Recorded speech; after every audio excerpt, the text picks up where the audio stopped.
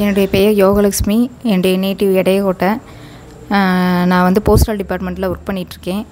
சென்னை ராயபுரத்தில் ஒர்க் பண்ணிகிட்ருந்தேன். 2022 ப்ரொமோஷனில் இங்கேருந்து அங்கே போனேன். 2 வருஷம் ஆயிடுச்சு. ட்ரான்ஸ்ஃபருக்காக அப்ளை பண்ணியிருந்தேன். ட்ரான்ஸ்ஃபர் கிடைக்கவே இல்லை. சரின்னு சொல்லிவிட்டு இங்கே வந்து சந்தியாப்பா சர்ச்சில் ப்ரேயர் பண்ணிகிட்ருந்தேன். மார்ச் 28 அன்னைக்கு, பெரிய வியாழன் அன்னைக்கு மெசேஜ் வந்தது. கோயம்புத்தூரில் தான் ஃபஸ்ட்டு வேக்கன்னு சொல்லி காமிச்சாங்க. ஆனால் அதில் வந்து சென்னையில் அனுப்பலை. என்னைய 100% ஸ்ட்ரென்த் இருக்கணும், அதனால் அனுப்ப மாட்டோம் அப்படின்ட்டாங்க.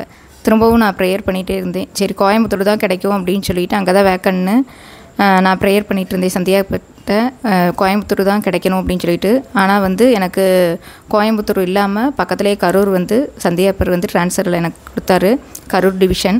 அதுக்காக சந்தியாப்பருக்கு கோடான கோடி நன்றி. 2வது சாட்சி வந்து என்னோட ஒர்க் பண்ணாங்க அந்த அக்கா, போஸ்ட்மேனு லதான்னு சொல்லிட்டு பேர். அவங்க வந்து ப்ரொமோஷனில் பிஏ ஆகணும் அப்படின்னு சொல்லி ப்ரேயர் பண்ணிகிட்டு இருந்தேன். அது அவங்களுக்கும் இப்போ கிடச்சிருச்சு. சென்னையில் தான் ஒர்க் பண்ணுறாங்க. அதுக்காக சந்தியாப்பருக்கு கோடான கோடி நன்றி.